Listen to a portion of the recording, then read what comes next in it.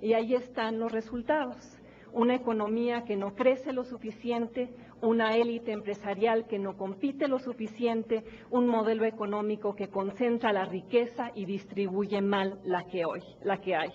México está atrapado por una red intrincada de privilegios y vetos empresariales y posiciones dominantes que inhiben un terreno más nivelado de juego.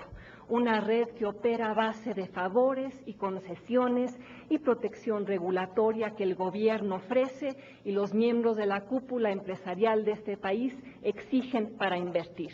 ¿Quién? Alguien como el dueño de una distribuidora de maíz o el concesionario de una carretera privada o el comprador de un banco rescatado por el Fobaproa o el principal accionista de Telmex o el operador de una Afore. Estos actores capturan rentas a través de la explotación o la manipulación del entorno económico en vez de generar ganancias legítimas a través de la innovación y la creación de riqueza.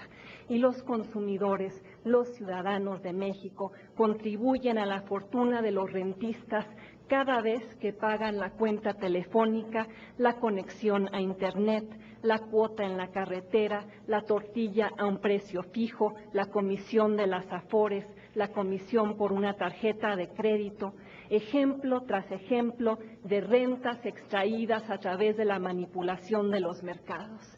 Y el rentismo acentúa la desigualdad, produce costos sociales, disminuye la productividad, aumenta los costos de transacción en una economía que para competir globalmente necesita disminuirlos.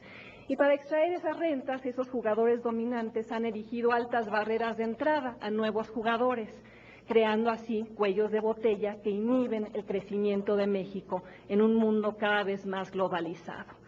Y la concentración de la riqueza y el poder económico en esos jugadores dominantes, ¿en qué se traduce? En ventajas injustas, en captura regulatoria, en políticas públicas que favorecen intereses particulares. Pero peor aún, convierte a los representantes del interés público, a muchos de los diputados y los senadores sentados aquí, en empleados de los intereses atrincherados.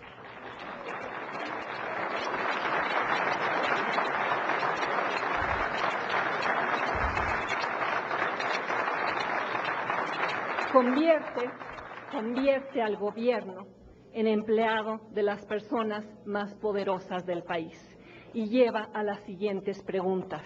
¿Quién gobierna en México? ¿Quién gobierna en México? ¿El Senado de la República o Ricardo Salinas Pliego cuando logra controlar los vericuetos del proceso legislativo, como lo hizo en el tema de los corresponsales bancarios? ¿Quién gobierna en México? ¿La Secretaría de Comunicaciones y Transportes o UNEFON? ¿La Comisión Nacional Bancaria o los bancos que se rehúsan a cumplir con las obligaciones de transparencia que la ley les exige? ¿Quién gobierna en México? ¿La Secretaría de Educación Pública o el Bester Gordillo? ¿La Comisión Federal de Competencia o Carlos Slim? ¿Pemex o Carlos Romero de Champs? ¿Ustedes o una serie de intereses que no logran contener? Porque ante los vacíos de autoridad y la captura regulatoria y las decisiones de política pública que benefician a una minoría, la respuesta parece obvia. México padece lo que algunos llaman un Estado dentro del Estado o lo que otros denominan una economía sin un gobierno capaz de regularla de manera eficaz. Eso, y no la caída en la producción petrolera, es lo que condena a México al subdesempeño crónico. Y una y otra vez el debate en este país sobre cómo promover el crecimiento y cómo fomentar la inversión y cómo generar el empleo se encuentra fuera de foco. El gobierno piensa que para lograr esos objetivos basta con tenderle la mano al sector privado para que invierta bajo cualquier condición. Y el sector privado, por su parte, piensa que es la panacea, que se le permita participar, por ejemplo, en el sector petrolero. Pero esa es solo una solución parcial a un problema mucho más profundo.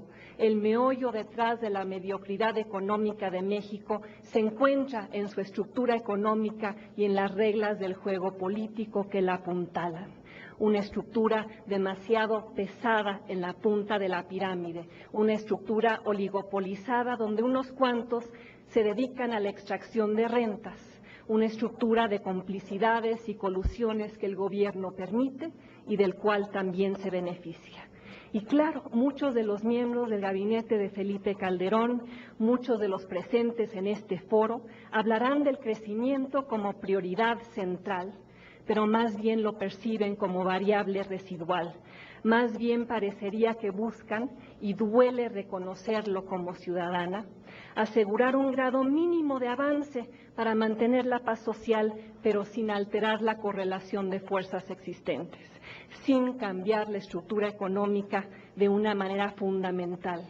Y el problema surge cuando ese modelo que hemos construido comienza a crear monstruos, cuando ese apoyo gubernamental a ciertos grupos y ciertas personas produce monopolios y duopolios y oligopolios y sindicatos rapaces que ya no pueden ser controlados, cuando las criaturas del Estado, como las llama Moisés Naim, el editor de la revista Foreign Policy, amenazan con devorar a ese Estado. Solo así se entiende la devolución gubernamental de 550 millones de dólares a Ricardo Salinas Pliego por intereses supuestamente mal cobrados un día antes del fin del sexenio de Vicente